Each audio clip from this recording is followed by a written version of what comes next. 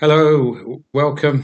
I was just thinking that we're drawing to the end of our study on the Book of Acts. I think we probably have one more, probably two, possibly two more sessions, which means we've been looking at Acts now for 6 months with all its ups and downs, its adventures, its highs, the moments where God breaks out from heaven, and then the stuff that the disciples went through on earth, the persecution, the challenges, and just to finish off all these dramas and adventures and prison and beatings and angelic interventions and everything else. We're just finishing off with a shipwreck, just to draw, in the drawing of things to the close. So I'm going to be on the end of Acts 27 today, then we'll probably start on Acts 28 and finish that off next time. But so if you remember, it's the time when Paul has had an angel come and stand by him, tell him that basically he's got to go to Rome and his life and the life of those with him will be saved. And we're going to pick the story up. They had 14 days when they were just being driven along, and that must have been very scary. Even the experienced sailors must have been worried for their lives. And it was after 14 nights that they were approaching at about midnight. They sensed they were approaching land, and they started to check and realised that the depths were getting less and less. It says they took soundings and found the water was 120 feet deep. A short time later, they took again; it was 90 feet deep, and a new fear starts to come up that they would be dashed against the rocks. So they couldn't see what was going on in the night. They dropped four anchors and prayed for daylight. So now the soldiers are praying, the sailors are praying, they're all praying that God would intervene and keep them safe. And says then it says that some of them put lifeboats down to the sea, pretending they were going to lower some more anchors, but actually they were looking to escape. And um, very interesting. Paul said to the centurion, soldiers said, "Unless these men stay with the ship, you cannot be saved." Basically, there was a collective thing going on here, and Paul had the word, and he wasn't living in fear. And I'm in awe of him time and time again when under pressure he seems to find this place of peace, this place of walking before God, and under extreme pressure. So you imagine the environment, everything's sinking, everything's going wrong, and he's the man of peace in the middle of it all, saying, "No, this is what we need to do." So the lifeboats were cut down and allowed to drift. And Paul really is in charge, but he's bringing the leading of God, the leading of the Spirit. And he says to them, "Right, it's time to eat. You haven't eaten for 14 days. You've been in suspense. You've not known what's going on." He said, "You need this food. You need it to survive. And here's the promise of God. Not one of you will lose a single hair on his head." That's not even a question of life and death. It's like the hair on your head. I know mine needs cutting at the moment, but the, you're not even going to lose a hair on your head.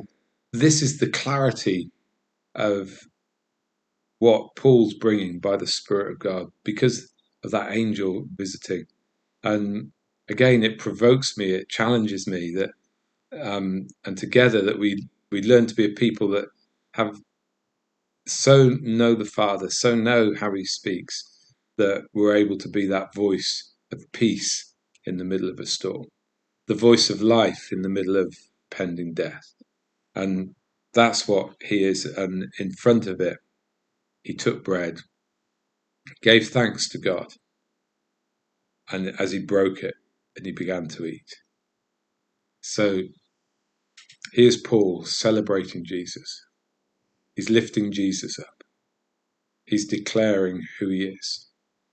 And if you listen to last Sunday, which will be the first Sunday in November, my wife Sue was speaking in church on Sunday, and one of the things she was wanting us to get hold of is that about the temple courts. We're not a people for the outer courts, we're a people for the inner court.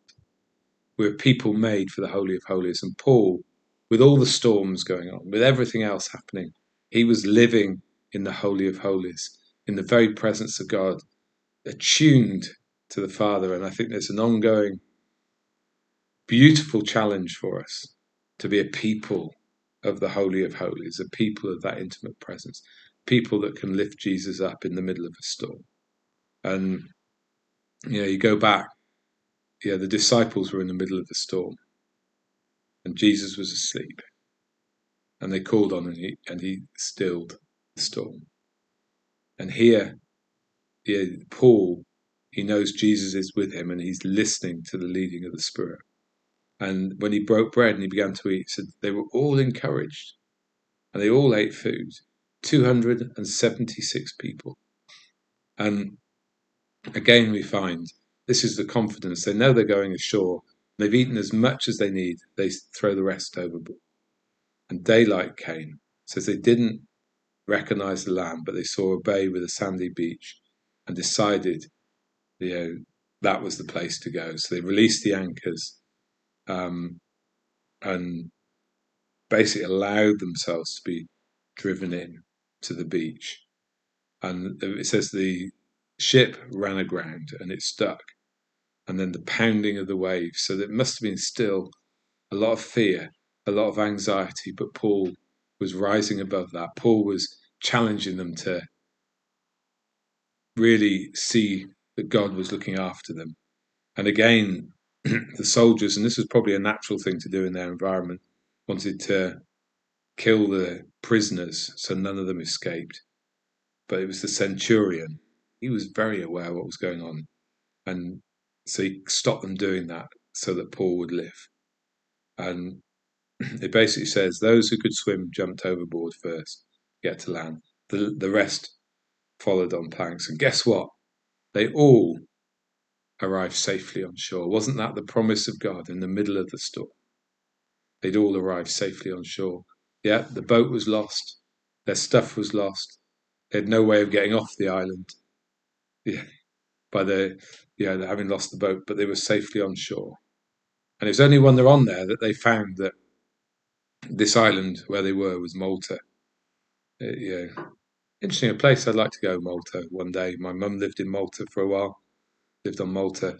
I'm like, yeah, it'd be interesting. Changed, obviously, hugely since she was there years and years ago, but it'd be an interesting place to go. It says the islanders showed great kindness and they built a fire. They welcomed everyone because it was raining and cold. Well, we knew that, didn't we, from the weather?